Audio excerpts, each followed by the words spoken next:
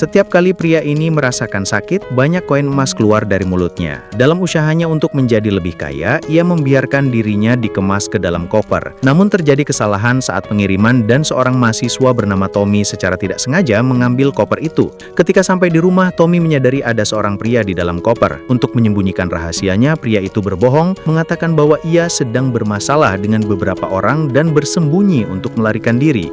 Tommy tidak terlalu curiga dan mencoba membantunya keluar dari koper. Tiba-tiba sebuah koin emas keluar dari mulut pria itu. Tommy terpaku sambil memegang koin yang berkilau itu. Karena rahasianya terbongkar, pria itu akhirnya mengungkapkan segalanya. Ia menjelaskan bahwa ada sesuatu yang aneh di tubuhnya. Setiap kali ia merasakan sakit, koin emas keluar dari mulutnya. Ia menawarkan bahwa jika Tommy membantunya keluar, semua koin itu bisa menjadi milik Tommy. Namun, pria itu tidak tahu bahwa mata Tommy kini dipenuhi keserakahan. Alih-alih membantu, Tommy menyembunyikan koper itu. Keesokan paginya, Tommy pergi ke toko emas dan penjual memberitahu bahwa koin itu terbuat dari emas murni dengan harga sekitar 500 Yen.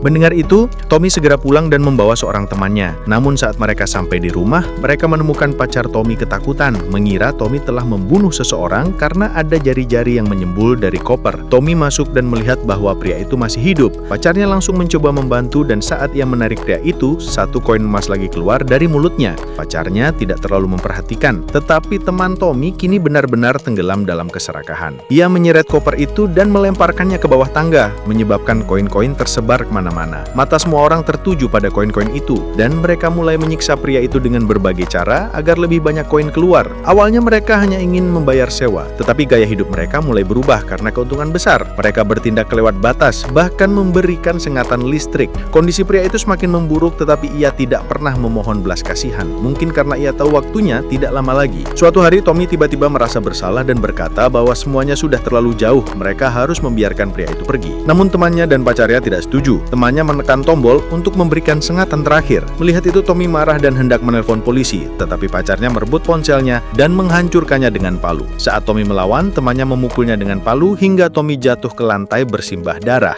Baru saat itu teman dan pacarnya sadar apa yang telah mereka lakukan.